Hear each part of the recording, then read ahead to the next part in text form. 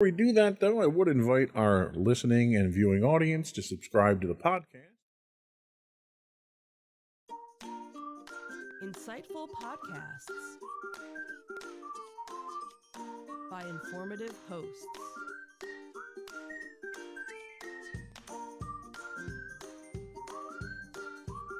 Insights into Things, a podcast network.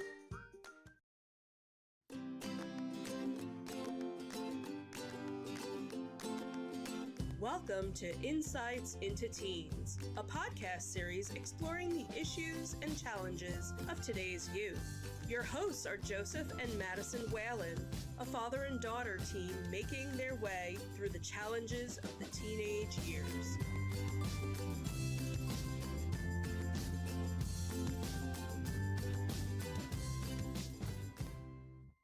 Welcome to Insights into Teens. This is episode 158, Shyness. I'm your host, Joseph Whalen, and my upbeat and positive co-host, Madison Whalen. Hi, everyone. How you doing today, Maddie? I'm all right. How about you? I'm doing okay. So the holidays are over. We're getting back into the swing of things. We kind of shut the studio down unplanned for the holiday. I wasn't even doing any of our restreams. We unfortunately did not get a chance to put out a holiday special this year. Things just caught up with us, I think, So we're getting back into the swing of things. We've got a pretty large slate of shows actually lined up right now. Yep. We've got this is 158, we're through 168 now. So we've got an additional 10 shows already prepped and ready to go. And I'm planning on making 2 more. And you've got 2 more that you're working on. So yeah, we should have a pretty productive 2023. Yep. I have to get used to that now. I had an incident today at work where I had to sign a document and I was still putting 2022. So it's going to take me about 3 months to break that habit. Thankfully, I've actually, surprisingly, I'm not really having that issue. I did, unfortunately, mix up the January day. I did the 3rd today, even though it's the 4th. Well, it's not too bad. At least you got the year right. So, anything exciting going on at school to talk about? Not really. We're back in school after a wonderful 10-day break. Wonderful, huh? I mean, That's a sign of someone who loves school. And, my friend Aaron, specifically today, was, teasing me because he's, out and on vacation now, and we got each other's numbers, and, he's saying, how, oh my god, it's so great to not be in school again, and I'm like, yep. Wow, he's on vacation again? Yeah. My goodness. Okay, more power to him. Yep. So today, we're talking about shyness. Some people welcome new experiences and new people. They look forward to any opportunity to socialize. They're often the first to introduce themselves, and they jump into conversations easily. Anybody come to mind? Your mother's very much like that. Yeah. She's much more sociable than you and I. Yep. Other people are quiet and shy and prefer to warm up slowly to new people or situations. In today's episode of Insights into Teens, we'll talk about what shyness is, why people are shy, and how to cope with shyness. But before we do that, I would like to invite our listening and viewing audience to subscribe to the podcast. You can find audio versions of this podcast listed as Insights into Teens. You can find audio and video of all the network's podcasts listed as Insights into Things. And you can find us on Apple Podcasts, Spotify, Google, Stitcher, pretty much any place you can find podcasts these days. I would also invite you to write in, give us your feedback, tell us how we're doing, tell us show suggestions. We're always looking for new show suggestions and topics to talk about. You can email us at comments@insightsintothings.com. On Twitter, you can hit us at insights_things. You can find us on Facebook at facebook.com/insightsintothingspodcast. On Instagram, we're at instagram.com/insightsintothings. Or you can get us on our website at www.insightsintothings.com. Are we ready? I guess we have to be. Here we go.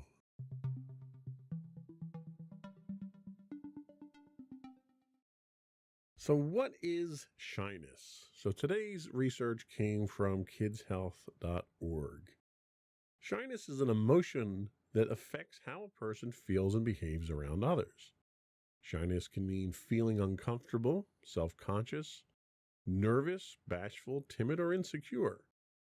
People who feel shy sometimes notice physical sensations like blushing or feeling speechless.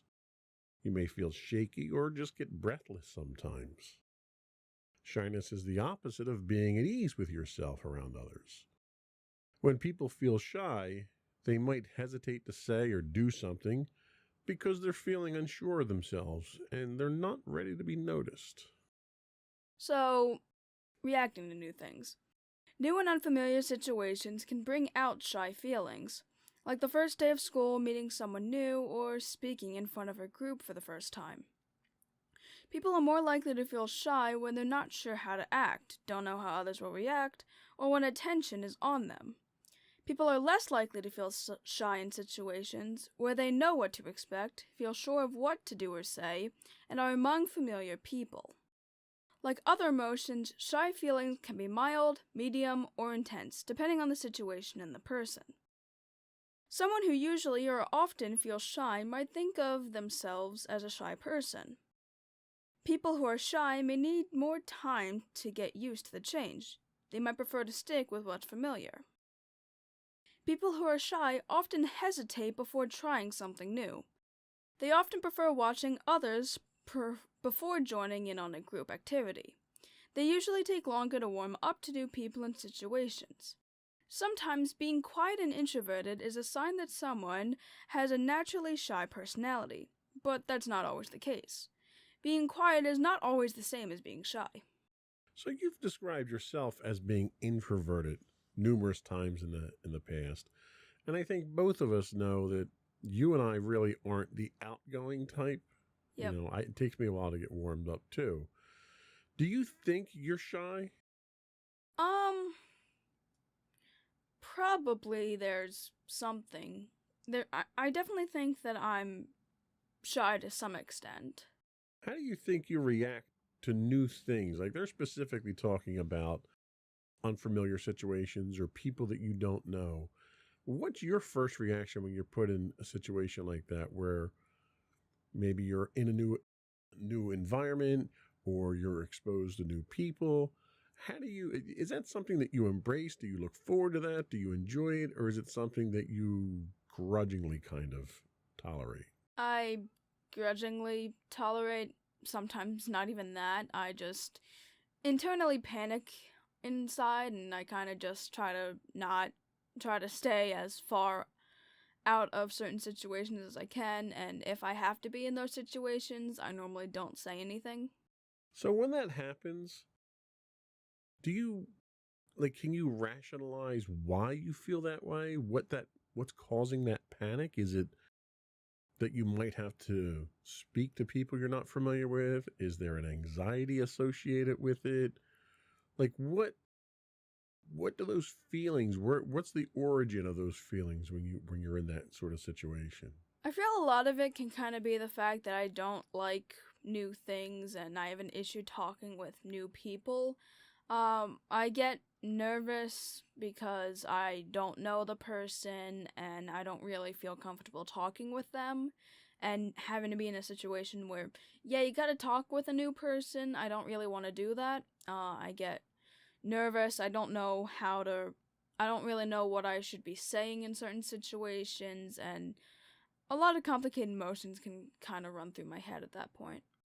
So does this stem from a specific experience? Does it stem from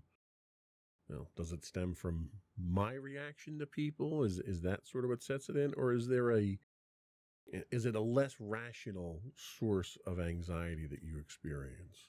I think my idea is that I don't easily trust people, kind of like how you do. You don't really, trust the first person you see, and I don't really want to trust the first person I see.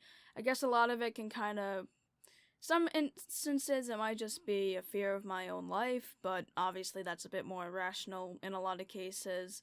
Other times it's just I don't feel I'm a big people person, so I may not know how to interact with a new person.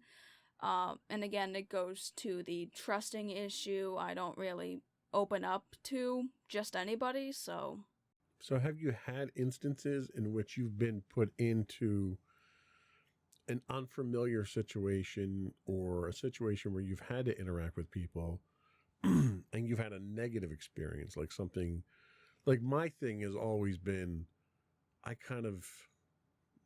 envision myself doing something stupid, humiliating myself, or, you know, this irrational fear that I'm going to say something that's inappropriate, or someone's going to get mad at me or something like that. Have you ever had an experience like that where you've had an interaction that may be triggering some of that anxiety?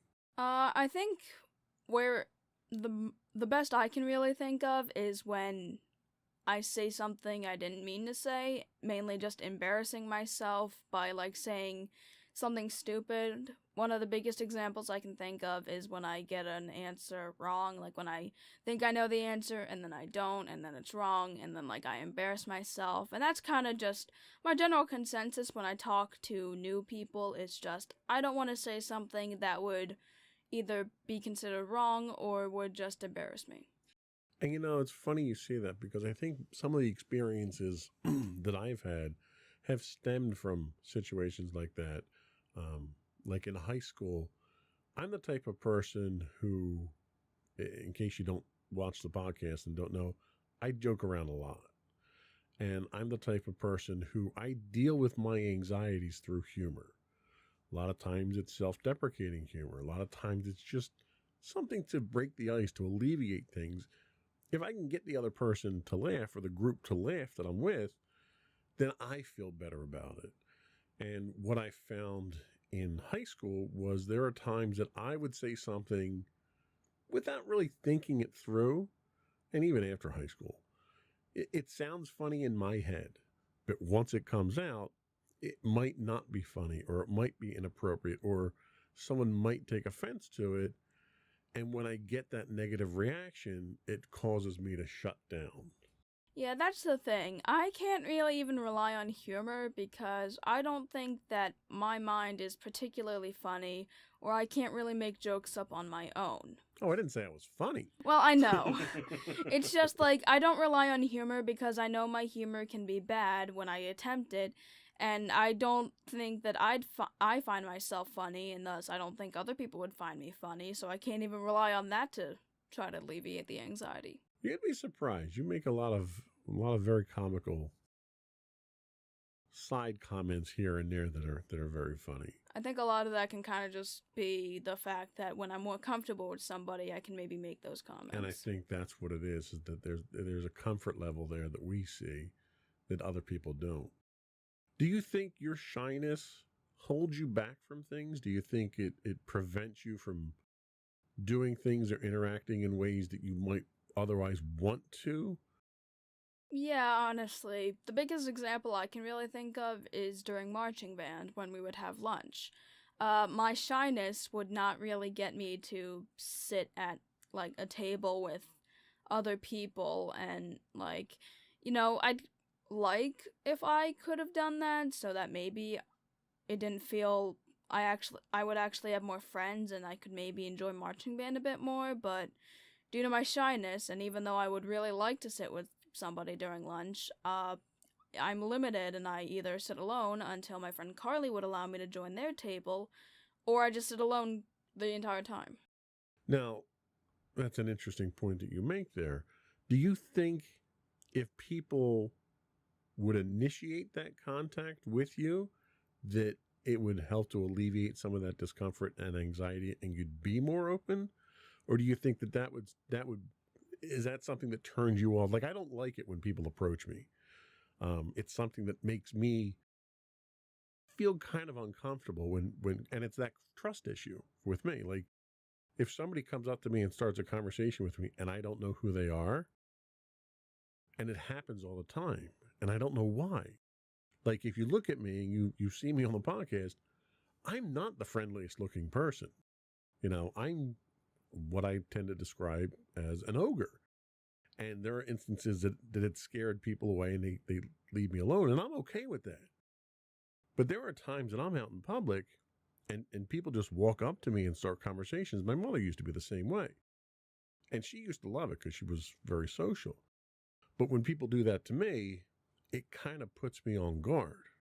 Is that something that would open you up more, or is that something that would shut you down more?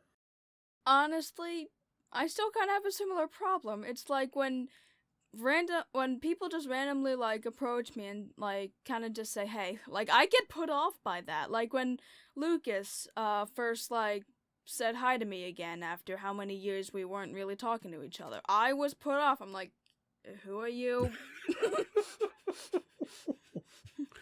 Okay. So yeah, I want to have people initiate the conversation, but then I also don't. So okay, so if it's something that is holding you back from things, is it something that if you knew how to overcome it, you would choose to do that? Or is it you're just accepting the way you are at this point in time? I think my main issue with it that I've kind of concluded is that I don't like bothering people, and I think like just asking them simple things like, hey, can I sit at lunch with you guys is bothering them. I guess I have the idea of like, the typical high school thing when like the nerd kid tries to ask the popular kids like, hey, can I sit at lunch with you? And then they all like just look at you and like, no. Or like they just... You know what? Just because you're number one in your class doesn't make you the nerd kid. Just for the record, it makes you the smart kid. I know. Okay. Okay, I think I've got a better understanding of where you're coming from here. We're going to take a quick break and we're going to come back and we'll explore why some people are shy and why some people aren't shy. We'll be right back. Alrighty.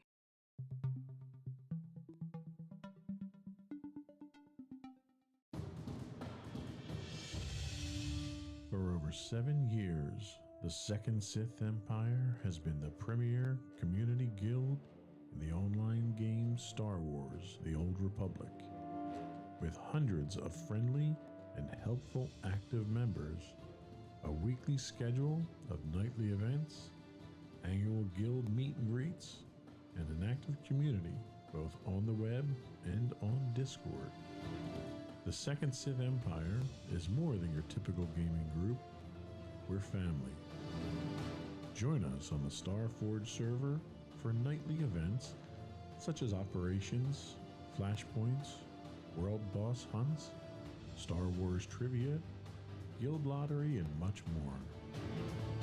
Visit us on the web today at www.thesecondsithempire.com.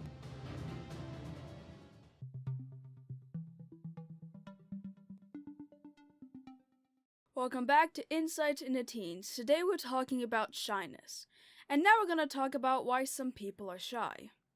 Shyness is partly a result of genes a person has inherited. It's also influenced by behaviors they've learned, the ways people have reacted to their shyness, and life experiences they've had. So with genetics, our genes determine our physical traits like height, eye color, skin color, and body type. But genes also influence certain personality traits, including shyness. About 20% of people have a genetic tendency to be naturally shy, but not everyone with a genetic tendency to be shy develops a shy temperament. So you also have life experiences that tend to play into this as well. When people are faced with a situation that may lead them to feel shy, how they deal with that situation can shape their future reactions to similar situations. For example, if people who are shy approach new things little by little, it can help them become more confident and comfortable. But if they feel pushed into situations they don't feel prepared for, or if they're teased or bullied, it can make them even more shy. The examples other people set can also play a role in whether a person learns to be shy or not. If the parents of a shy child are overly cautious or overly protective, it can teach the child to back away from situations that might be uncomfortable or unfamiliar. So, based on that, have you had any experiences where you've been bullied or teased because you were shy in any situations? I don't really think I've been bullied for being shy. People may have commented how I might not talk all that much, but other than that, I don't really think it's been brought up in conversation or teased about in me. Okay. So, we've discussed already that there's a significant contrast between Mommy and I when it comes to shyness. Mommy's much more outgoing, much more self-confident than I am, and just in general, much more friendly. Has my behavior had an influence on your shyness over the years? Well, going to the overly cautious or overprotective, I kind of think you fit that mark pretty well. Oh, absolutely. And not saying it's a bad thing, but it could possibly lead me to feeling that way, because again, with the overprotectiveness and the fear that something could happen if I interact with a certain person, tends to make me not want to interact with people. So I definitely think that your overprotectiveness and your shyness probably had an effect on how I act. So it's all my fault, is what you're saying. No. It's not unwarranted for the most part. That's fair. That's a very fair way of saying that. Tell us about shy strength. So many people want to reduce their shyness, but people who are naturally shy also have gifts that they may not appreciate in themselves. For example, because shy people may prefer listening to talking, they sometimes become really good listeners, and what friend doesn't appreciate that? People who are shy might also become sensitive to other people's feelings and emotions.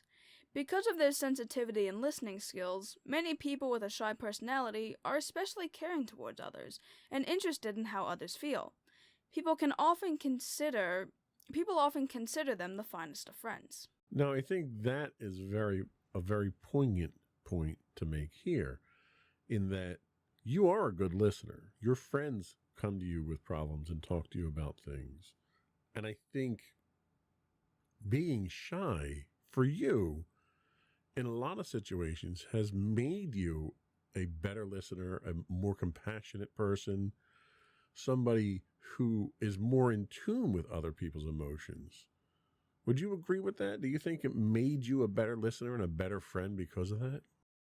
Honestly, yeah, because even though I don't really get along with people who I just meet, if I'm able to meet somebody and actually gain a connection with them, I really tend to listen to their conversations, and I can actually have a good bond with them, and then I'm able to notice, like, if something's wrong with them, if something is wrong, and then I'm able to let them kind of let out their feelings to me, and, I can listen and, help them get through it.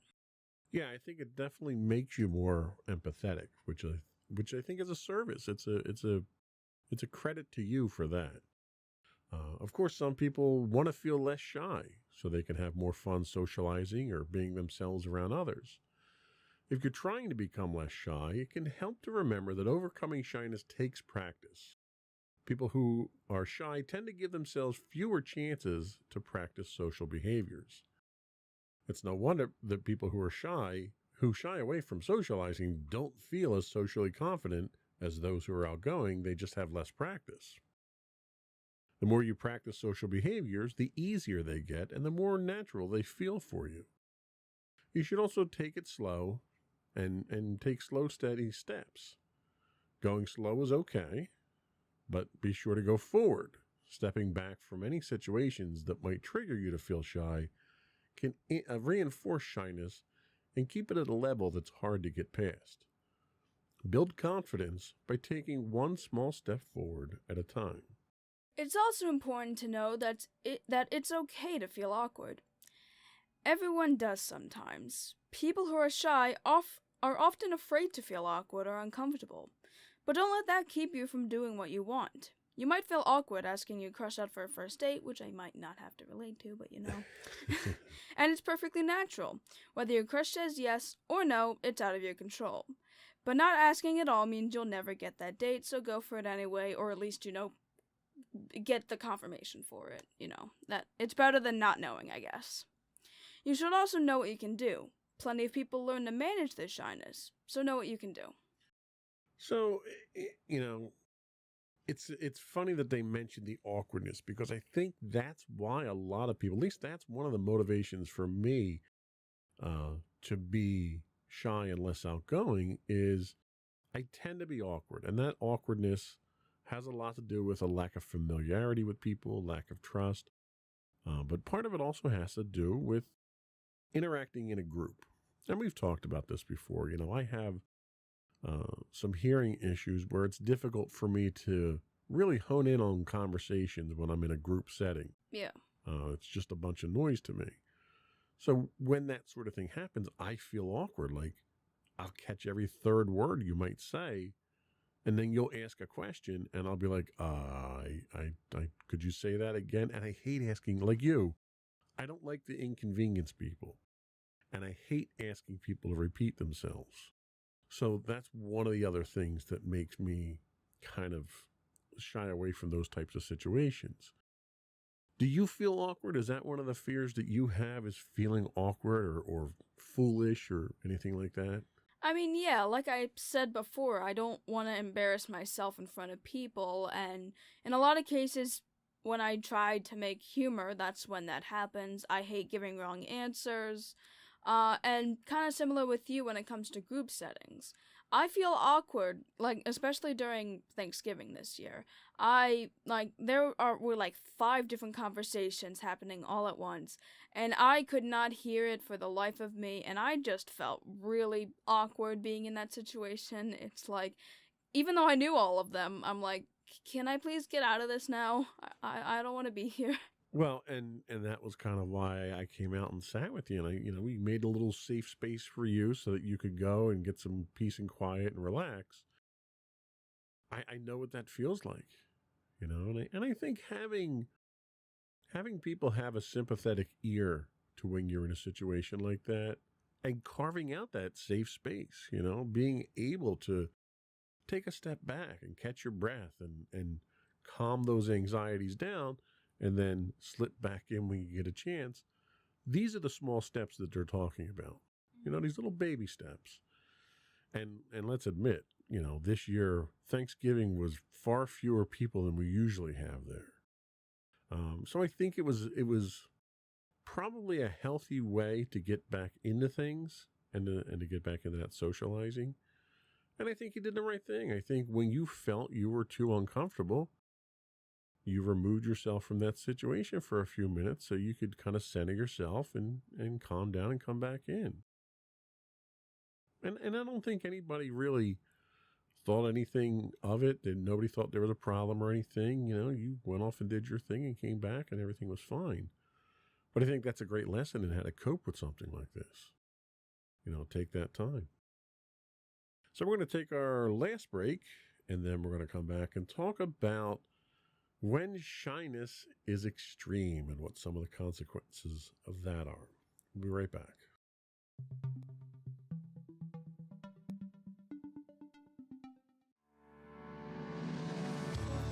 Insights into Entertainment, a podcast series taking a deeper look into entertainment and media. Our husband and wife team of pop culture fanatics are exploring all things from music and movies to television and fandom. We'll look at the interesting and obscure entertainment news of the week. We'll talk about theme park and pop culture news. We'll give you the latest and greatest on pop culture conventions. We'll give you a deep dive into Disney, Star Wars, and much more. Check out our video episodes at youtube.com/insightsintothings. Our audio episodes at podcast.insightsintoentertainment.com, or check us out on the web at insightsintothings.com.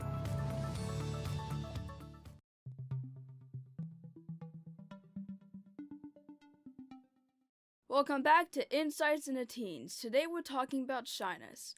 And now we're going to talk about when shyness is extreme. Most naturally shy people can learn to manage their shyness so that it doesn't interfere with what they enjoy doing. They learn to warm up to new people and situations. They develop their friendliness and confidence and get past shy feelings. But for a few people, shy feelings can be extreme and can seem hard to conquer. When shy feelings are this strong, they prevent a person from interacting, participating in class, and socializing. Instead of warming up after a while, someone with extreme shyness has shy feelings that build into a powerful fear. This can cause a person to avoid social situations and hold back on trying new things or making new friends. Extreme shyness can make it uncomfortable and seem impossible to talk to classmates or teachers. Because extreme shyness can interfere with socializing, it can also affect a person's self-confidence and self-esteem. And it can prevent someone from taking advantage of opportunities or trying new things. Extreme feelings of shyness are often a sign of anxiety called social phobia, which our podcast next week will go into more detail on. Yep. People with social phobia often need the help of a therapist to overcome extreme shyness. Someone with social phobia or extreme shyness can overcome it. It takes time, patience, courage, and practice, but it's worth the hard work. The payoff is enjoying more friends, having more fun, and feeling more confident. The important thing is that you should be true to yourself. We can't change our true inner nature, and who would want you to? If you have a naturally shy style, or if shyness holds you back, you might have to work at developing a sense of ease around new people. Most people find that the more they practice socializing, the easier it gets. Practicing social skills like assertiveness, which again, a podcast on, conversation, and friendly, confident body language can help people overcome shyness, build confidence, and get more enjoyment from everyday experiences. So would you say that your shyness has caused you to be less participatory in class? Does it bleed into that? Well, definitely not recently, I'll say. As much as I hate getting answers wrong, I have actually participated in class a lot more. I know I used to really be quiet about it, and I never really would raise my hand to answer anything. But in class, in a lot of cases, I'm one of the main people that can answer questions, especially if I feel passionately about the subjects. What about socializing? Has extreme shyness, or I don't want to say you have extreme shyness, has shyness interfere with your socializing, participating in social activities, making new friends, doing things with your existing friends? Has it had an impact on that? Well, doing stuff with my existing friends, I know it has an effect because I enjoy being around my existing friends and I enjoy doing stuff with them. Making new friends, I don't really know how to make new friends. I honestly say that sometimes it just happens. Like Aaron. I never really talked to Aaron until we were in class, and I have no idea how we started talking with each other and becoming friends. But we're friends, I guess, and I don't know how it happened, but I can definitely, while it hasn't really stopped me inherently from making friends, I know it has stopped me from trying to, join or, directly make friends. It's kind of like, honestly, there's, subtle things that happen that can build up into a friendship for me. It's not really direct action on my part. But in a lot of cases, it can limit, me interacting with people. Okay. What about stuff at school? So I know one of the things that we've been trying to get you into has been participating in additional clubs. We've got the art club and the tabletop gaming club and stuff like that. Has your shyness had an effect on, one, joining clubs, and two, participating in the clubs and interacting with the other students in those clubs? Has it had a negative effect on that? Well, I definitely know joining the clubs, I was very terrified. Not only, a lot of it was also due to, my own fear of getting my homework done, but a lot of it was also, I didn't really want to have to see new people, and joining these clubs, I had no idea if anybody was gonna if I was gonna know anybody, and if I didn't know anybody, I was gonna be like really terrified. The art club I didn't really get too much of an experience with because my one friend, Aaron, was in the art club meeting that one day. But like I didn't really know anybody else and I didn't really have the time to socialize with anyone else. But the tabletop gaming one, even though my one friend wasn't there, there were some people that I actually knew, and I was actually able to interact with people who I hadn't really met before, and I was able to play games and have some fun with it. So has it been something with you where you're okay in a new situation if there's people you're familiar with where you'll get to know other people? Or does that still put you in a situation where it's awkward, where you're still not comfortable? Does it get more comfortable with more people that you know and are familiar with? Yeah, I definitely say it does get more comfortable with more people that I know, but even that, like, I can still be like, I don't really know. Like, I may be more opted to go to those clubs if I know my friends are in there, but I still might not be completely on board with it. Okay. And how much has COVID and the restrictions and the separation and quarantining of COVID, how much has that played in maybe even fueling the social anxiety moving forward? Honestly, I definitely think the restrictions have certainly fueled my own form of social anxiety because I kind of liked remote learning. I didn't have to interact with people. I liked doing work at my own pace, and I didn't have to rely on others. And I still, like, talked with friends that I was able to talk to online, but I wasn't really missing the social interaction. So you had mentioned early on when I asked about you wanting to get over the shyness, you expressed an interest in wanting to. How do you go about doing it? Because obviously there are situations that you're in where you're able to overcome it, or at least tolerate it, or put it aside for a while. What are some of the things that you've done to make those otherwise uncomfortable situations bearable? I guess what I've done is I try to find a common interest with a person. Like, the times that I've, like, actually gone up to people and, like, wanted to interact with them, it's normally been because I found something that they liked, that found out that they liked something that I liked, and I was able to use that as a talking point. Because it, like, honestly, I can, even though I don't really like talking with new people, if there's a topic that I'm able to understand and I have, like, ideas and opinions on, I'm able to ramble for, like, hours, honestly. Yes, I know. Yeah. So it's like, if I'm able to find, so I can look for that, honestly. If I'm able to find, like, a common interest with them, or, like, a common activity, we can either do that activity or talk about that activity, and I can genuinely, like, get to know them and interact with them. And I think there are some very good, very valid techniques of how to overcome some of these. What's your plan moving forward? If you're really interested in overcoming the shyness, is it more of continue down the path that we are, maybe expose yourself to more uncomfortable things to get more comfortable and do that practice like we talked about earlier? Or are you looking to do something a little bit more radical than that? And what would that be? I don't know. I mean, like, we know we've got the one thing, the college trip that you're going to be doing, that's going to be, that's really outside your comfort zone. We had the Japan trip that you have planned that's really outside your comfort zone. So you're planning some of these really big things that you don't normally do, that are probably going to be affected by this. And I'm curious how we're going to get you to that point where you're going to be okay and not have issues. Because one of those is coming up at the end of the school year.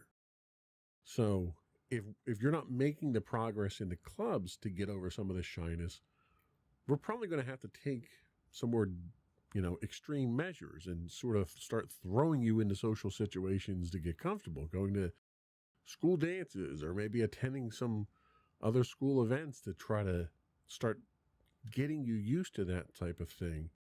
I don't know. I don't really have a clear-cut plan. I didn't know if you had any other thoughts on how you would get to that point. Well, I wouldn't just throw me in social situations. I don't really feel comfortable with that, and I'd understand, like, the whole irony of, we should probably be doing that, because, you know, Well, and I'm not suggesting that we will. Yeah. That's one course of action that could have detrimental effects. I guess what I'm asking is, you know you've got these milestones coming up that are going to be these socially challenging, we'll call them, situations.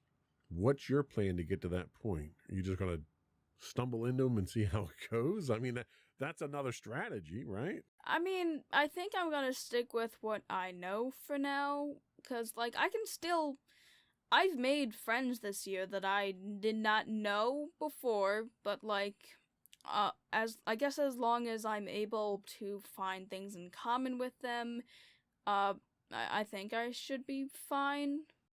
Okay. Do you think the clubs that you're participating in now are helping in that? Or are they hurting in that? Or they have no effect whatsoever? They're probably gonna help with that, honestly. Okay. So we'll continue down that path at least. Yeah, we'll do that. Okay. I think that works. We're going to take a quick break, come back, get your final thoughts, and then close up the podcast. All right. All right.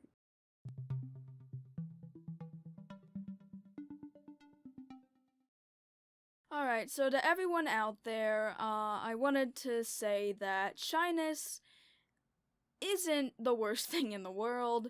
It's something that a lot of people can probably relate to, and again, it's different for everybody, and it's okay if you have these feelings, and again, there's some positives that can come out of it, but it is important that you do make connections with people, because it can ultimately help you later on in life.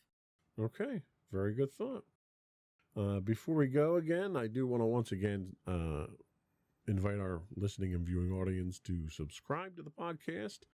You can find audio versions listed as Insights into Teens. Audio and visual video of all of our podcasts can be found listed as Insights into Things. We're available on Pandora. We're available on podcasts. Podcasts anywhere. Just look for podcasts. Yep. The script's too far away. That's the problem. We're available on Pandora, Castro, Stitcher, Podbean, Buzzsprout, Amazon Music, and most places you can get a podcast these days. And write in. Tell us how you deal with shyness. Tell us what you think of the show. Do you find what we're talking about helpful? Do you have things you'd rather we do research and talk about on? You can email us at comments@insightsintothings.com. You can find us on Instagram at instagram.com/insightsintothings. We do stream usually 5 days a week on Twitch at twitch.tv/insightsintothings, where you can get links to everything and more. Everything and more. All those things and more. See, I'm not even reading the script. Yep. You get links to all those things and more on our website at www.insightsintothings.com. And you. And don't forget to check out our other two podcasts, Insights and Entertainment, usually hosted by you and Mommy, and Insights into Tomorrow, not really a monthly podcast anymore, and usually hosted by you and my brother Sam. Wow, that is advertising. You really should get a job in the marketing department. Look, you're giving me loops. I normally had my thing going for me, and now we're messing with the podcast. All right, we'll get back on track. Yep. So that is it for today. Another one in the books. Bye, everyone. Bye.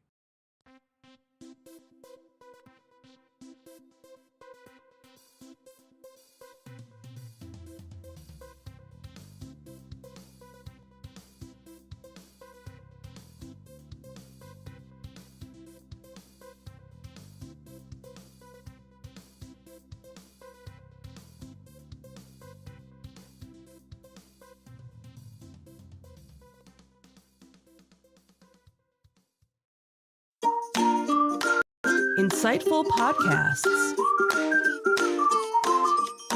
by informative hosts.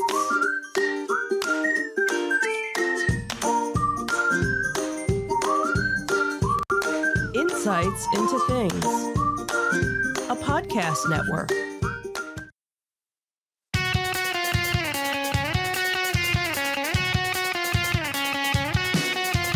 Welcome to Insights into Entertainment, a podcast series taking a deeper look into entertainment and media. Your hosts, Joseph and Michelle Whalen, a husband and wife team of pop culture fanatics, are exploring all things from music and movies to television and fandom. Welcome to Insights in Entertainment. This is episode 148, Swapping the Bobs Again. I'm your host, Joseph Whalen, and my patient and understanding co-host, Michelle Whalen. Hi, everyone. How you doing today, dear? I'm doing okay. How are you? I'm doing all right. We've been out of the loop for a while here with the podcast. Yeah, we sure have. We've had a lot going on. Yeah, that is true. We've been busy. We've had marching band syndrome. We've had COVID syndrome. You can still hear it in my voice probably that I'm still suffering from a little bit, and this is almost 2 months after getting it now. Yeah, we're almost 2 months. Almost now. 2 months now. So I'm still reeling from its effects. Given the severity I had it with, I'm kind of glad I got my shots, all the shots that I did. I was just gonna say, we were all very fortunate to have all been vaccinated and boosted, and we were just about so close to getting our next round of boosters, and then we all kind of got sick, and yeah, that kind of put things on the back burner. But fortunately, we all had a very mild case. We were all very fortunate. Unfortunately, you are still reeling with it, but not as bad as it could have been, obviously. Right. And we have marching band to thank for that. We're pretty sure we got it from marching band. Such a happy family activity. Yeah. So, but a lot of stuff has happened. There's a lot to talk about. We're not going to get to everything today. We are going to talk about really two big things that happened in entertainment. One being the changing of the Bobs, which happened actually on the same day. The finale of right. Yeah, so kind of funny how it happened that way. We'll be talking about Disney rotating the Bobs again. Then we're going to talk a little bit about The Walking Dead and their series finale and the impact and the future of that. And then we had a couple of events. One we just attended this weekend that I did not grab any of the pictures from you to put up for. So theater of the mind for our viewing audience this time around. We'll describe everything in detail for you. So stick around for the last segment. We're going to talk about some of the stuff that we've been attending recently. But before we do that, I do want to take a moment to ask you to subscribe to the podcast. You can find both audio and video versions of all of our podcasts listed as Insights into Entertainment. We're available on Apple Podcasts, Spotify, Google, Stitcher. I don't think we're on Stitcher. Stitcher doesn't do video. Neither does Spotify, as a matter of fact. Probably should redo that list, huh? So you can find audio versions listed as Insights into Entertainment under all of those. But video versions have, our Insights into Thing has video and audio. When you can find it, where you can find it. Right. I would also ask you to write in, give us your feedback. Tell us how bad I'm doing today, because I'm a little out of practice. Give us your show suggestions or conventions or other events in your area you'd like us to talk about. You can email us at comments@insightsintothings.com. You can find us on Twitter at twitter.com/insights_things. Or we're on Facebook at facebook.com/insightsintothingspodcast. Or you can find all those links and more on our official website at insightsintothings.com.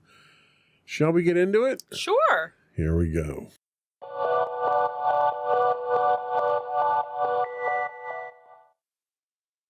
So, the changing of the Bobs. This was some very interesting news that I know a lot of fans of Disney were hoping for some big change to happen, And last month, it happened. So Bob Iger was probably one of the most successful CEOs in history of the Walt Disney Company. And now it seems that he's returning back to run the media empire.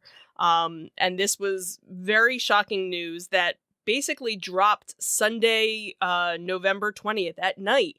And what was interesting about this was that when all the other changes that have been happening with Disney, in a lot of cases, cast members were finding out about it after the fact. Information in most cases about the different layoffs and things, all people were finding out about it through social media after the fact. And a lot of the cast members were very upset that, they didn't get any sort of notice ahead of time. And Sunday night, I guess it was early Sunday night, an email actually went out to all of the cast members. So cast members were actually the first ones to know about, as they should be, all of these changes. So that was definitely a step in the right direction that so many of the cast members actually felt. Now, Bob Chapek, who replaced Iger in 2020, was actually stepping down immediately. It was like effective that night. All of the website information updated. It was almost like Chapek didn't even exist after the fact. It was Susan Arnold, who was the chairman of the board, had said in a statement that night, we thank Bob Chapek for his service to Disney over his long career, including navigating the company through the unexpected challenges of the pandemic. The board has concluded that as Disney embarks on an increasingly complex period of industry transformation, Bob Iger is uniquely situated to lead the company through this pivotal period. Translation: Bob Chapek sucks, and we're bringing Iger back until we figure it out. And what was funny was, literally the next day, the stocks, had gone up 9%. Still didn't make it up to. Still didn't make it up to where they were during all of this, but definitely you're seeing, some of the changes from what you could see online and, social media. Cast members were elated by it. There wasn't anybody who wasn't elated. You know what? By There were very. Chapek got a golden parachute. Yeah, he got a golden parachute. But that's the thing, is that so many people were, because I think one of the other things that was kind of looming was there was another layoff that was going to be looming, and now, as far as I know, none of that is in place. Now, granted, how long is it going to take for certain changes to go into effect? That's what will be interesting to see, and how many things that Chapek started are going to be undone. Because we know they're not going to get rid of certain things, but are they going to start modifying? Well, and let's face it, he comes in, if you want to play devil's advocate, you can say, oh, well, he came in during the pandemic and that was really what burned him. But in reality, a lot of companies, everybody went through the pandemic. Right. And a lot of companies didn't go into the pandemic with the same balance sheet that Disney did. Right. And somehow Chapek manages to wipe out 36% of that budget sheet after doing all the layoffs that he did, all the cutbacks that he did, all the penny pinching that he did. Right. He still managed to lose 36%. That's just an astounding level of incompetence that I don't think you've seen in business, since somebody bought a company for $44 billion and lost $20 billion the next day on it. Yeah. Twitter being that company, obviously. Nobody was sad to see Chapek go. No. Even Chapek wasn't, because he just got his contract renewed. Right. So he's getting paid for his full contract. He's getting a golden parachute to just walk away and not say anything. Right. So he's set for life at this point in time. He basically stepped in crap and he's set for life now. Yeah. What Disney, I think, is scared of is they've only got Bob Iger for 2 years. Right.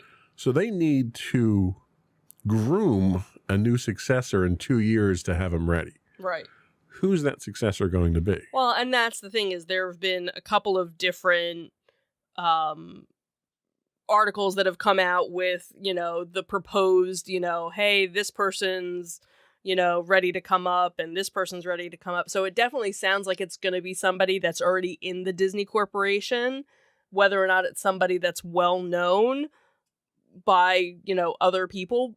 Problem was Chapek was from the corporation too. So Well, Chapek was from Parks. right, but he was still, and that was what he ended up hurting, Right. That so was what much he of. targeted the most. Right, which is kind of shocking where if that's where he was from, but then of course you had everything that happened with Scarlett Johansson and you had Well, yeah, he screwed the all pooch on of- that one too. right, so there was so much that got hurt along the way of everything. Well, basically, anything he touched, he screwed up. right. all he the had to do, streaming, okay? right. You're coming in as the head of a company Mhm. that literally prints money. It's got more money than God. All you have to do is not screw up. Right. And all he did was screw up. Right. Right. Everything he got involved with, he screwed up. Mm-hmm. So to see him gone is a good thing. My concern is, who are the people that picked him in the first place? Right. They should be gone too because of Mhm. how poor a judgment they had. Right. Right. Because if they're involved in picking the next successor, you're back in the same boat. So where are you going to go with that? Yeah. So it'll be, interesting to see. It's 2 years, and a lot can happen in 2 years. And, obviously not as much will be undone. Because I don't think they're He doesn't have time to. right. He doesn't have time to undo it. He's got to correct the ship right now and Right. get it back on course, get a successor going. right. He doesn't have the luxury of going back and retconning all the stuff that Chapek screwed up. Right. So, again, how quickly things will happen, that will be left to see, and maybe we'll actually be going sooner than There is a later. chance, I'll concede the point that there is a chance that we may be going back sooner than I had originally anticipated. right, because I even was under the notion, after we were just there in the summer, I was like, yeah, I don't know if I want to go back It was anytime literally soon. the first time I felt I didn't get my money's worth at Disney. Mm-hmm. Yeah, And absolutely. And I've bitched and complained about Disney from day one because of Oh, absolutely. various things. Yeah, And- and I agree. Iger, I was down on Iger for the longest time Mm-hmm. because I think he was completely overpaid. Now he comes back now, and he was making about 54 with compensation, Mhm. right? So his compensation package right now is about 24. So he's half of what he was at before, Mm-hmm. and that's the vast majority of it is incentive based. Right, right. So he's got to do something to turn the company around. Mm-hmm. Yeah. But as much as I was down on him before, you really can't knock him for some of the stuff that he did. I mean, he had probably one of the longest list of accomplishments of any Disney CEO ever. Right, right. I mean, this guy had more wins than Babe Ruth. Mhm. He was just literally the golden child. And that was 15 years Mm-hmm. as CEO Right. with a total of, I think it was 50 years or something like that with the company I in think so. general. Close to it. I mean, some of the stuff that he went down, Lucasfilm, Mm-hmm. Pixar, Marvel. Marvel. These are all the acquisitions that he made. Mm-hmm. So it was incredible, some of the stuff that he's done. 2 years coming back though. I mean, it's amazing how much damage Chapek did in the short time. How Yeah. long was he there? 999 days, according to a bunch of different people, which, And he did a lot of damage in that amount of time. yeah. And granted, yes, totally understand. Pandemic, that put a lot of strain, but I think that's where you needed to kind of, everybody else is going through all these hard times. Don't put the hard times on something that is expendable, really. Nobody needs to go on a vacation. They want to go on vacation. And that should have been where you had, less of a strain. And what he ended up doing was raising prices, for so much of the stuff that it basically became a place for only the 1% to go. Yeah. They didn't really care about the value resorts. They didn't care about, the person that, the locals who want to go and escape, a couple of hours a day. They wanted the people who were willing to spend, a week there in their high-end places, the Star Wars resort. Like, that's been... That big giant middle finger to the fans. Yeah, really. And you have people that are like, all right, I did it once. I don't need to ever really do it again. Oh, Well, and at I those, also... at those prices, you and I can't. spent $6,000 for it. Like, that's insane for when I could go on a week's cruise for that amount of money. Why would I want to spend 2 days in an all immersive? Ooh, where now, they have so much opening where it's like, all right, well, now it's this whole immersive thing. But if nobody else is there, who's there? Who are you going to immerse with? Right. Who are you going to play along with? Well, and that was one of the problems that they had with the shift in philosophy. Right. And that shift in philosophy left people like us and a lot of other people who we've gone down 3 times in 1 year. Right. Whenever you've conned me into buying season passes. And, whoa, if you go 3 times, we get our money's worth. I get my money's worth by not buying the season passes in the first place. But for people like us, it wasn't practical for us to go down. Right. And they continued raising prices 3 times. Now, every year they raise their prices, and it's expected. Right. Whether it's justified or not. 3 times this year, this calendar year, they've raised their prices. They just raised them again on the local season passes. Right. That's insane. Right. So not only are they raising their prices at an enormous rate, and we're not talking 1%, 2%, we're talking 10%, 13% in some instances. Right.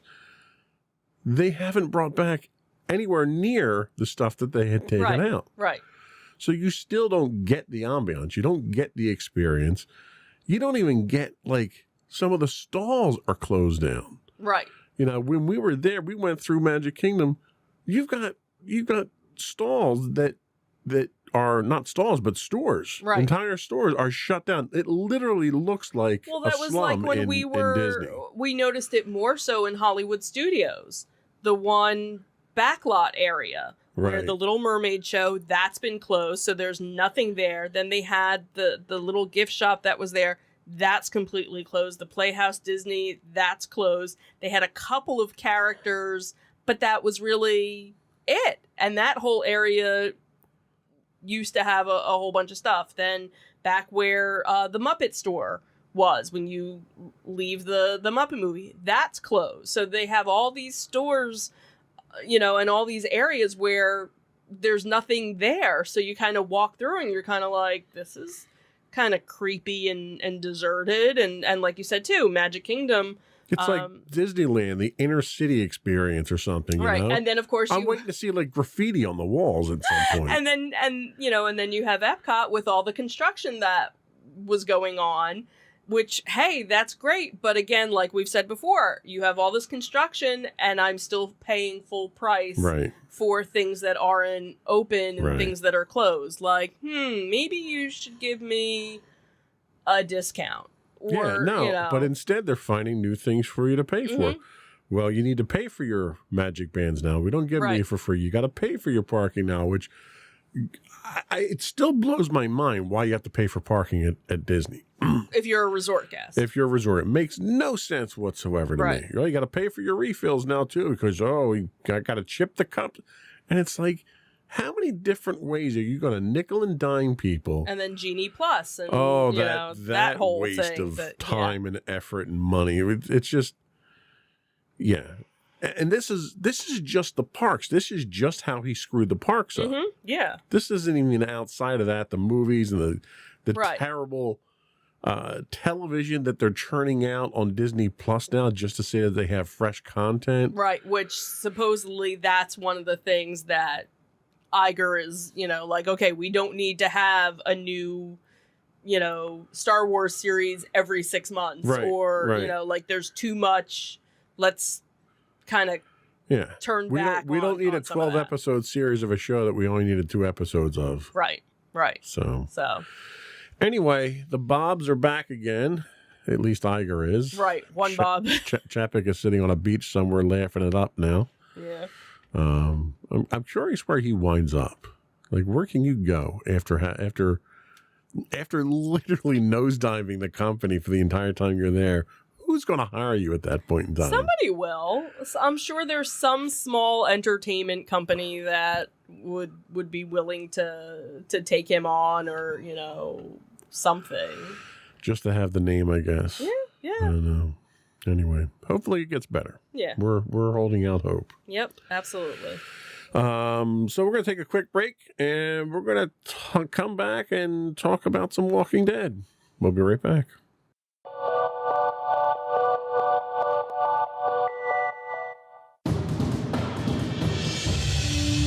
For over 7 years, the Second Sith Empire has been the premier community guild in the online game Star Wars: The Old Republic.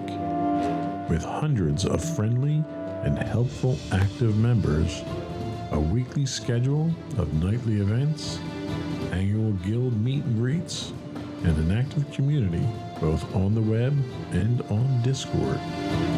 The Second Sith Empire is more than your typical gaming group. We're family. Join us on the Starforge server for nightly events such as operations, flashpoints, world boss hunts, Star Wars trivia, guild lottery, and much more. Visit us on the web today at www.thesecondsithempire.com.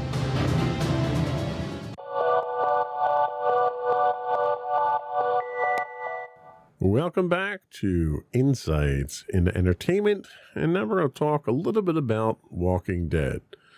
So for the longest time, 11 years now, 10 years now? 10 seasons. Well, it was 11 seasons. 10 total. seasons now, Walking Dead was what's been described as the flagship of AMC. It really was the anchor show for AMC. Mhm, yeah.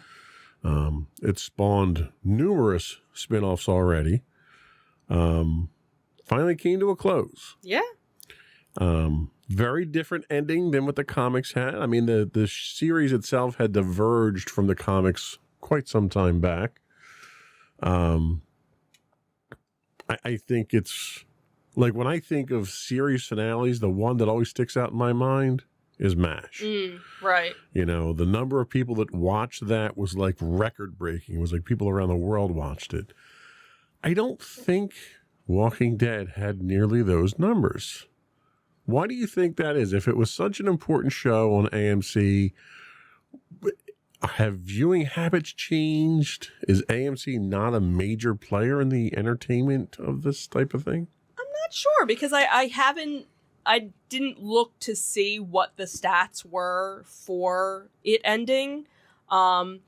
But I know viewership over the years had dropped, because I actually had friends who were, diehard Walking Dead fans and got to a certain point where it was like, yeah, no, I'm done, and kind of checked out maybe halfway through, the 10-year span, 11-year span of it, and just kind of got burnt out with it, or it got a little too dark for them, with everything that was going on, and they kind of, were like, yeah, no, I'm done with it. And some people kind of a zombie apocalypse during a zombie apocalypse with COVID. It wasn't the best. Well, thing. and that's the thing. But I'm talking about even before, COVID and things like that. That there were some people that just kind of like checked out. But it was interesting to see the couple of different documentaries that they did, talking about the fans and how a show about, survival and the apocalypse brought families together because you Yeah, ended yeah. up getting people who normally wouldn't sit down to watch a television show together, watching a television show and becoming friends with people online because they were watching it. And that was kind of how you started watching it, because you weren't interested in watching it when I started watching it. Yeah, zombie shows really are not really my thing. Right. But it's funny because as I kind of watched over my shoulder while you were watching it, it became very apparent that it was a zombie show that had very little to do with zombies. Right, because it was really about human survival and human interaction and how terrible human beings how could be. terrible we are in a crisis situation, and who rises above, and you know, who becomes strong and who becomes weak, and what skill sets do you have to bring you forward, Right. you know, how are you marketable, you know, in this new environment. What's your resume in the zombie apocalypse look like? Not so good, I don't think. You know, and so that's what I think was kind of interesting, because again, that was one of the things when I started watching it. There was a friend of mine where we would watch it together, and we would text while, you know, like, oh my God, did you see that? Da, da, da, da. And then it got to a certain point where they didn't watch it anymore, and I used to watch it, you know, in the living room, and then I was like, you know what, I'm going to go downstairs and watch it on the big TV. And that's when, you know, you weren't sitting there watching it. You were, you know, on your computer, and you would kind of, you know, you'd look over, and then you finally, you know, sat with me, and you'd ask questions. Who's that? Who's this? You know, and then you decided, well, I have to watch it from the beginning, and you started season 1. And that was a painful trek, going all the way back to season 1, watching it from season 1, episode 1, all the way through. I think I started watching with you in season 7, I think. Maybe.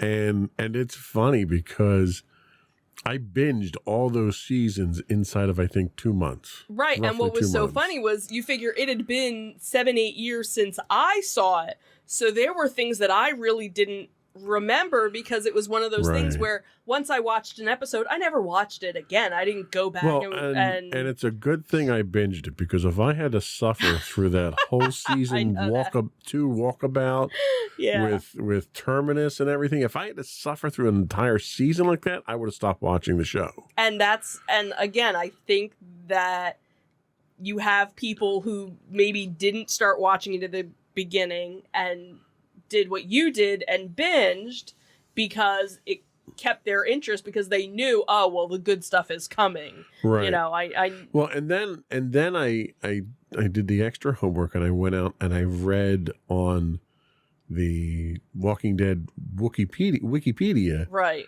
the summaries for every single one of the comics for Right. every edition of the And comics. that was actually, so before, was it before? No, because I think I started reading the comics. You were reading them first, because you were reading the compendiums first. Right, I was reading because I had 2 of the compendiums. So I Right. got up to, you know, the Glenn stuff. So I knew that was coming. And again, what was nice was there were certain things that were happening that I knew about, but I didn't know about, and things like that. And that's how a lot of the fans were, because there were a lot of fans that went back and started reading the comics or had read the comics to begin with and now wanted to see the show. So it was nice when there were things that were different to kind of keep you on edge. Yeah. And then, of course, you have the whole Glenn thing where everyone's like, oh, this is when Glenn goes. And then all of a sudden, Abraham goes too. And you're like, what? That? Well, and you know, to the show's credit, they didn't pop his eyeball out like they did in the comics. That was Glenn. when that they- was they Glenn. Popped his eyeball Right. out. So that's where a lot of people were like, nope, I'm done, because now, but I think that was good, because then at least you didn't have a full blueprint of And that was the thing. what Like, it was was to watch ahead. it stuck pretty close to the comics up till that point, and that was where the big diversion started Right. happening. And that's where you Now, had the divide Granted, of you people. started out with characters in the show that weren't in the comics. Right. You had character development with like Carol that was completely different, Mm-hmm. and that was freaky, the interaction with her and Rick and his wife, and Right. that was weird stuff in the comics. Right. You didn't get any of that stuff. Mm-mm. And I think ultimately it's funny, characters that didn't make it, either didn't exist in the comics or didn't make it very far in the comics, wind up being the ones that are Right. there in That the end. lived, in the end. Yeah. And are getting their own spin-off. Right, and now are getting their own spin-off. So, yeah, kind of,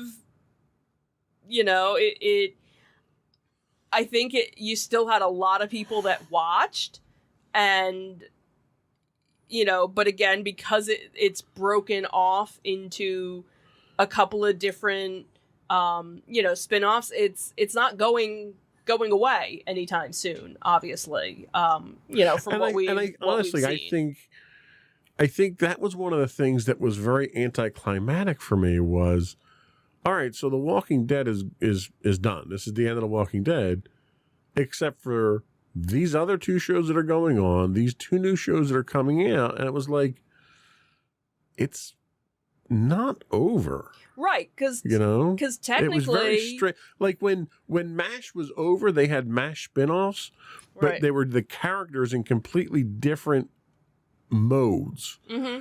Like you had the After MASH, where they came back to the States and they were in a hospital or something like that. So it wasn't the same type of storylines where they're still in the zombie apocalypse. Right. They're just in a different town or a Right, different the city zombie or something. apocalypse hasn't ended. You have, one group that's going up to New York. You have another person that's crossing the Atlantic and getting to France. I don't know how he's getting his motorcycle there. I don't know how he's doing that either. And then you have, the ongoing story of Fear the Walking Dead. I don't even know where they are now, because that was one show that I only saw 2 seasons of, and I kind of stopped watching that one. And then you have, the one show, World Beyond, that was just a 2-season, and that was it. Well, and I think the problem you run into with World Beyond is they establish a quasi-civilization, Right. a military-based quasi-civilization there that is huge Right. and dominant. And you've yet to see that really spill into any of the other ones. Right. It spills yet- a little into The Walking Dead with the Rick and stuff like that. 'Cause Right. You see Because now a character that's crossover there. right. So now we're gonna see. So really, kind of World Beyond was setting up the Rick and Michonne. right. Now, from what we knew, the Rick storyline, because we knew Rick was still alive. They hadn't. They had alleged that he was still alive. Right. Everything that had been planned was supposed to be a bunch of movies. Right. Well, right. now the movies got scratched, and now it's going to be a series. A limited series. Right. So now we're going to find out, okay, so what the heck happened? And obviously, we know it had something to do with the military operation that was part of World Beyond. So that was kind of like World Beyond was really setting up the whole Rick and Michonne storyline, Right. With that.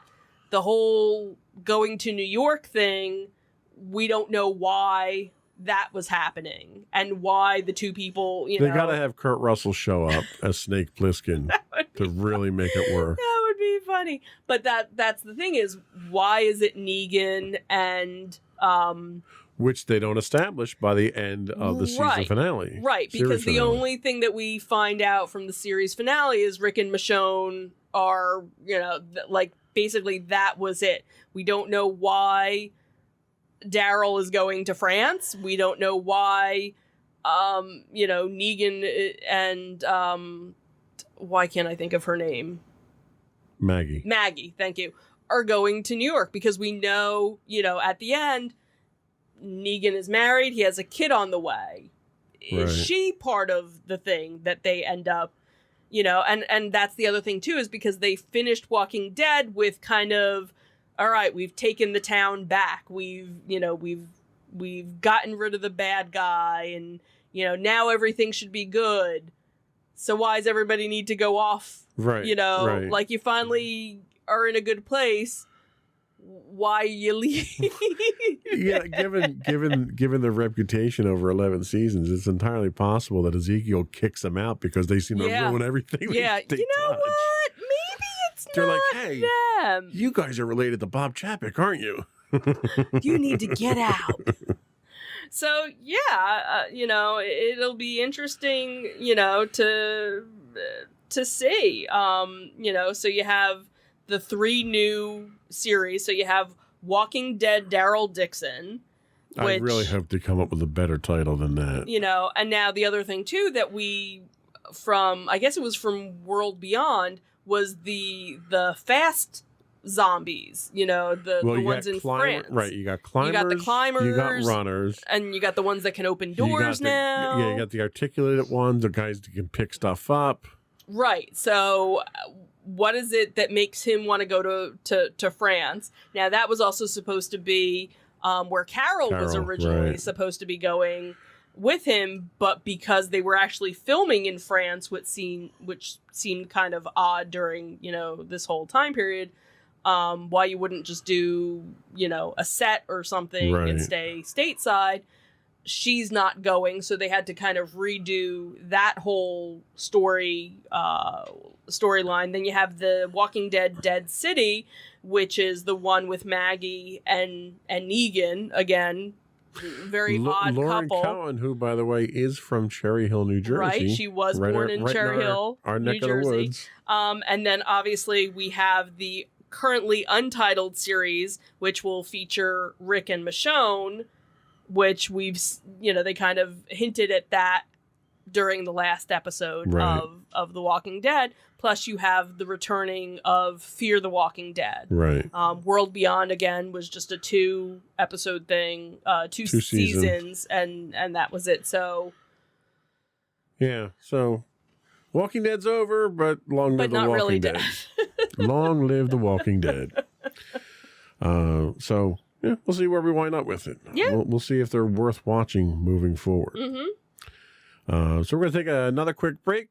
We'll be back, and we're going to talk about some of the things we've been doing as far as pop culture-y, seasonally type stuffy stuff. We'll be right back.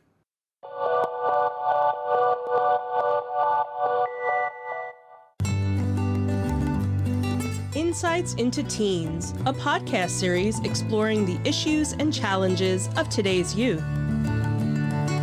Talking to real teens about real teen problems. Explore issues from braces to puberty, social anxiety to financial responsibility. Each week, we talk about the topics concerning today's youth. We look at how the issues affect teens, how to cope with these issues, and how parents, friends, and loved ones can help teens handle these challenges. Check out our video episodes on youtube.com/insightsintothings. Catch our audio versions on podcast.insightsintoteens.com or on the web at insightsintothings.com.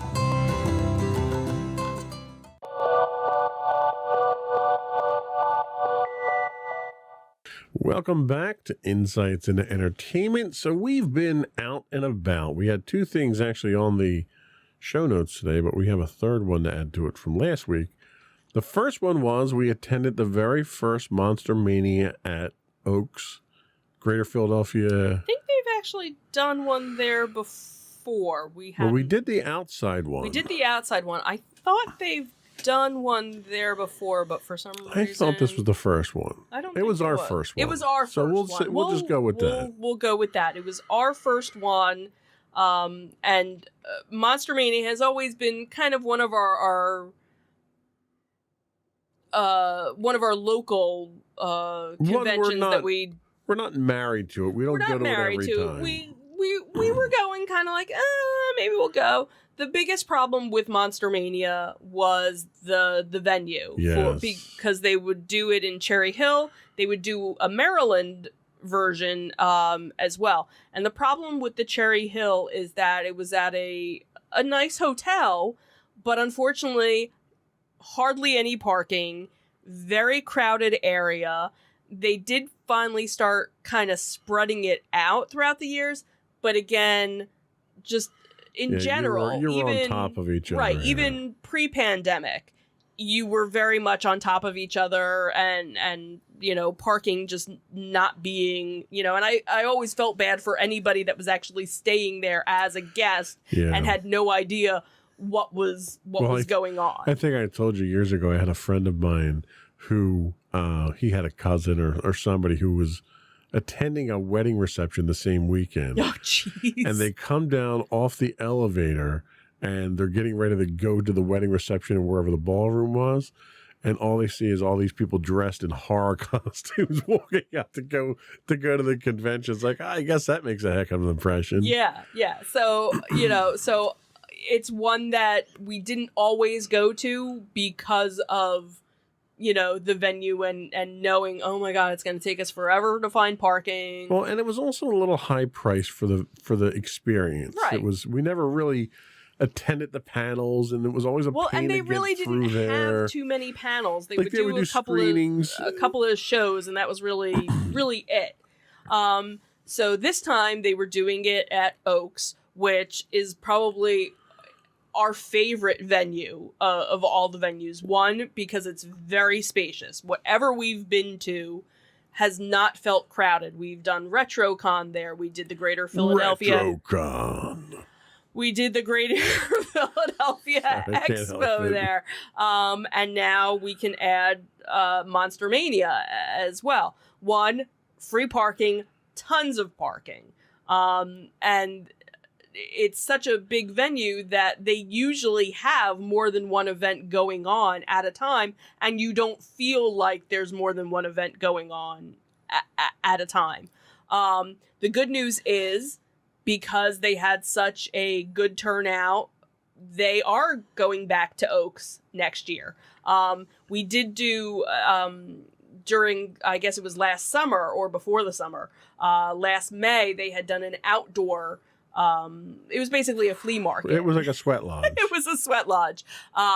So it was nice to see them, back here inside. And what was nice was the one area they had a whole bunch of celebrities, so that if you wanted to partake in that. It was set up in such a way that you had very organized, very large aisles for your vendors. Yes. Nothing was crowded. You had an entire other area for your panels. Mm-hmm. With plenty of seating. Right. You didn't and have to sign up for any of them. You could just walk and all into the panels were, it was actually open air. So, if you happen to be walking by, it was like, oh, right. so-and-so's speaking. We're like, oh, well, then we'll sit down for a little bit. Celebrities in the back room. They had the food off to the side. It was so well done. I mean, of all the conventions that we've gone to, I think it was probably one of the best layouts that they've had of all the conventions we've gone to. Yeah. I was very happy with the experience. I was very happy with the fact that I wasn't elbowing people left and right. Plenty of space. Very well done. We'll definitely be going back. And again, like I said, they've already booked it. They signed their contract. And the number of vendors. They must have had 30-40% more vendors there than they do, because you can house that many there. Right. They couldn't house that many in Cherry Hill. Yeah. So definitely, if you're a fan of the monster conventions, this is definitely one that even if you're a fan of just pop culture, because of the increased number of vendors. Yeah. It wasn't just horror stuff. Right. Which was really nice. Yeah. And they have, a couple of, other vendors there, selling coffee and pickles and other things. Yeah, but you had sci-fi there. You had typical pop culture. You had movie stuff there. Right, because you always, you had toy vendors there. Right, because you usually always get a vendor who not only has their sci-fi or their horror stuff, but they have their other stuff, as well. So before we move on to the next one on the list, let's talk about what we did this weekend, since we're on a convention kick. Sure. So for our second year in a row now, we have gone down to Maryland and gone to Ocean City Comic-Con.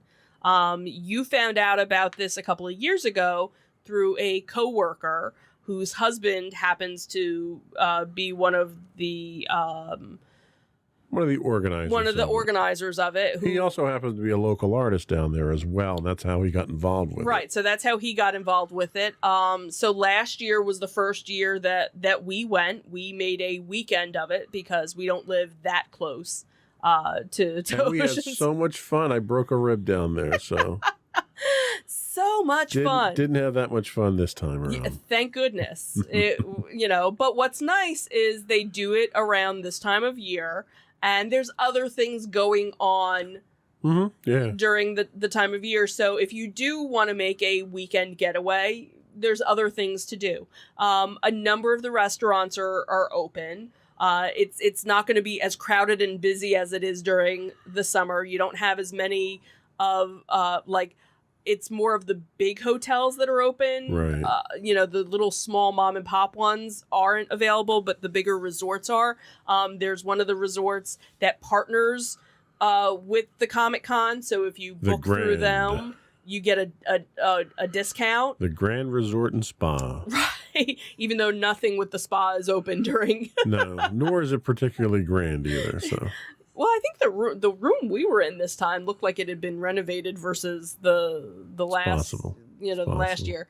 But Winterfest is going on at that time. SantaCon, you can do a pub crawl with a bunch of drunk Santas. And SantaCon was going on that weekend as well, where I don't know if they do it on purpose, but SantaCon was going on last year Yep. the same time, so that was kind of interesting. The boardwalk, a bunch of the boardwalk stuff is open As long now. as you're not hungry, you're not going to get food on the boardwalk. Unless you just want Fries.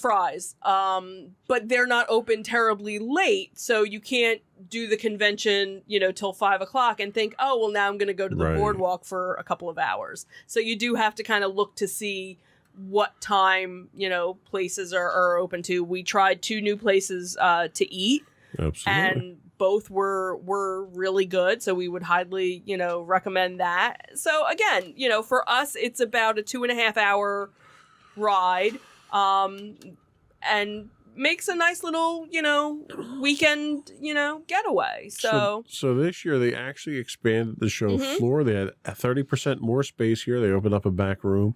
I have it on good authority that they're going to be expanding it again next year. mhm. They improved their food process. They improved their ticketing process. Mhm. They're looking into doing online ticketing sales next year as well to speed that process up. We were very fortunate. We bought them at the hotel Mhm. ahead of time, so we were able to get right in. They also are looking, not next year, but possibly the following year, to expand it to 2 days. So what's really nice is it's a great convention. And it's a convention that they're taking the profits and pouring it back into it and making it better and Mhm. better. Yeah. So just over 2 years of going, we've seen it get better, Mhm. and they're making it even better after that. So it's a local convention run by locals, but it's people who are passionate. Right. It's local artists who are running Mhm. it, Yeah. so they know what a convention needs to have to be successful. Right. Right. So it's kind of a breath of fresh air to see that kind of Mhm. thing. It's not some corporate conglomeration who's just out there churning out conventions to make money. It's people who are there at the conventions, which you can really tell the difference. Yeah, absolutely. And one of the things that that we commented on, and when you had talked to your coworker about it, they said that was kind of the point. Most conventions that you go to, you have here's this vendor aisle and this vendor aisle, and here's all of our artists. We kind of put them in Artist Alley, away, and you have a lot of people that never even go down Artist Alley Right. because they're not interested in all of that, and and in some cases it's a shame because there's some really good artists there, that just want to be recognized. And what was nice was here they mixed them in Yeah. with everybody else, so it wasn't here is just the vendor selling this, and here's just the people doing this. Here's a mix of everything. So Absolutely. you'd have an artist next to somebody else. So if it was something that you weren't interested in the artist, okay, so you walk right past them, or you give a nod and you look at the next person, or maybe because you're looking at the one vendor, oh, there's an artist here. Oh, let me look and see what you have. So that was kind of nice that it was kind of blended Yeah. a little bit better than some of the other, conventions that we've gone to. So, Ocean City Comic Con, definitely recommend it again. Before we do go, let's talk seasonal stuff. Sure. We've done one so far. We may be doing another one this weekend. What did we do so far? So we did Night of Lights at Creamy Acres. So this was one that when they started doing the lights, it was only a wagon ride through. You weren't driving through. So you had to be in one of their wagons riding through. And then with the pandemic, they changed it over so that you could drive your own car. So this year they actually brought back the wagons, but you're still able to drive your car through, which is nice because then you don't have to, especially if it's cold or the weather is questionable, you don't have to worry about. Or if their music is terrible. Right. Then you can listen to your own music. So this is one that we've done the past couple of years. It's a little local for us. And what's nice is after, you're done going through, they do have a little shop area. You can go and see Santa. They do have fire pits now, because I think last year, I don't think they were doing fire pits just yet.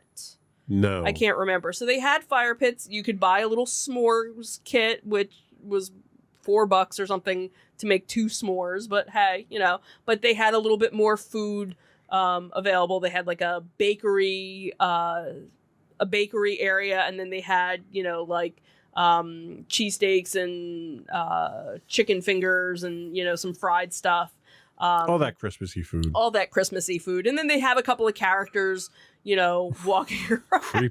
creepy characters. But it's nice because it's a local farm that does this.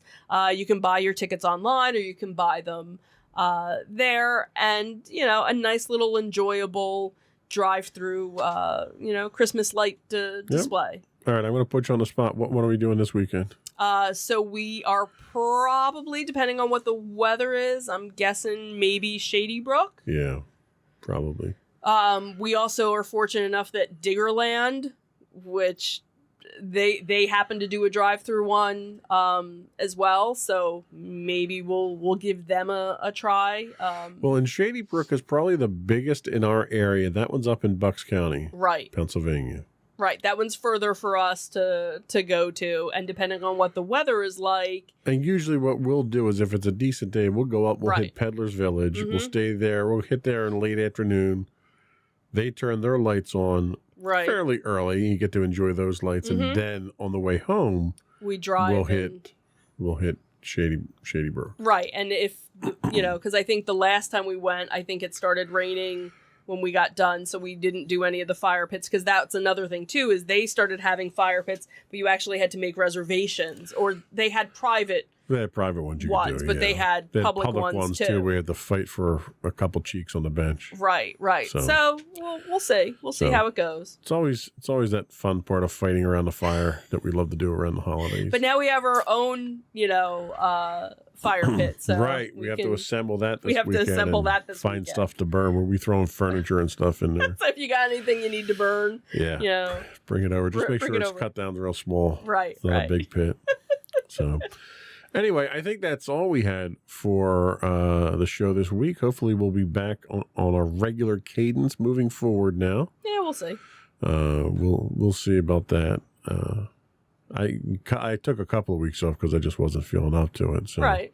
moving forward, hopefully we'll be a little more. Before we do go, though, I do once again want to ask you to subscribe to the podcast. You can find audio and video versions of our podcast listed as Insights into Things.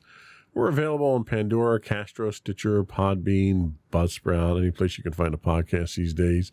You can also find this show listed as Insights into Entertainment as well on your podcast listings. Feel free to email us, write into us at comments@insightsintothings.com. Hit us up on Twitter. We do accept DMs if you want to send some over with suggestions or just feedback on how we're doing. You can hit us at twitter.com/insights_things. I'm stealing all your lines here, aren't I? Yeah, Sorry. it's okay. You're next. You do All the right. rest. So you can also find us on Facebook at facebook.com/Insights Into Things podcast. You can find us on Instagram if I ever decide to post there again, on instagram.com/Insights Into Things. But obviously the best place to go would be our official website, which has links to everything that we do. And that is insightsintothings.com. That's it. Another one in the books. Have a good week, everyone. Bye. Bye.